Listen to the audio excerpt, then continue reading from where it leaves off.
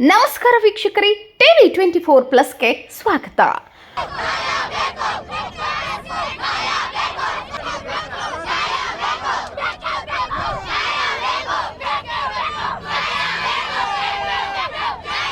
ಬಸ್ಗಾಗಿ ಆಗ್ರಹಿಸಿ ಬೆಂಗಳೂರು ಪುಣೆ ರಾಷ್ಟ್ರೀಯ ಹೆದ್ದಾರಿ ಬಂದ್ ಮಾಡಿ ವಿದ್ಯಾರ್ಥಿಗಳು ಪ್ರತಿಭಟನೆ ನಡೆಸಿದಂತಹ ಘಟನೆ ಬುಧವಾರ ಬೆಳಗ್ಗೆ ಬೆಳಗಾವಿಯ ಸುವರ್ಣಸೌಧದ ಮುಂಭಾಗದಲ್ಲಿ ನಡೆದಿದೆ.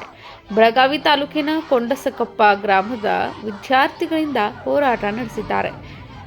ಬಸ್ ಬಿಡುವಂತೆ ಹಲವಾರು ಬಾರಿ ಮನವಿ ಮಾಡಿದರೂ ಸ್ಪಂದಿಸಿದ ಕೆಎಸ್ಆರ್ಟಿಸಿ ಅಧಿಕಾರಿಗಳ ವಿರುದ್ಧ ಏಕಾಏಕಿ ಇಂದು ರಸ್ತೆ ತಡೆ ಮಾಡಿ ತಮ್ಮೂರಿಗೆ ಬಸ್ ಬಿಡುವಂತೆ ಒತ್ತಾಯಿಸಿದರು. ಶಾಲಾ ಕಾಲೇಜಿಗೆ ಹೋಗಲು ಅನಾನುಕೂಲವಾಗುತ್ತಿದೆ, ಬಸ್ ಬಿಡುವವರೆಗೂ ರಸ್ತೆ ಬಂದ್ ಮಾಡುವುದಾಗಿ ವಿದ್ಯಾರ್ಥಿಗಳು ಪೋಷಕರು ಎಚ್ಚರಿಕೆ ನೀಡಿದರು.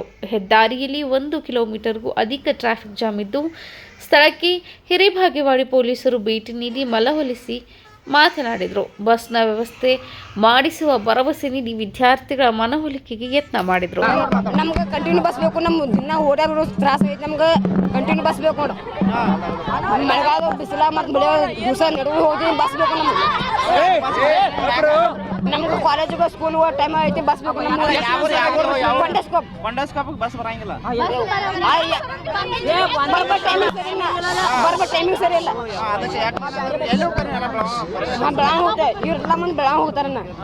ನಮ್ಗೆ ಬಸ್ ಬೇಕ್ರಿ. ಈ ದಿನ ಹಂಗದ್ರಿ, ಬಸ್ ತರ್ಬೋದು, ನಟ್ಟಿಂಗ್ ಒಂದು ಸಲ ತರ್ತೀವಿ, ಒಂದು ಸಲ ತರ್ಬೋದಿಲ್ರಿ. ನಮ್ಗೆ ಬಸ್ ಬೇಕು, ಕಂಟಿನ್ಯೂ ಬಸ್ ಬೇಕ್ರಿ.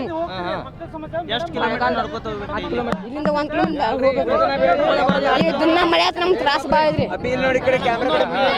ದಿನ ನಮ್ಗೆ ಬಸ್ ಬೇಕು.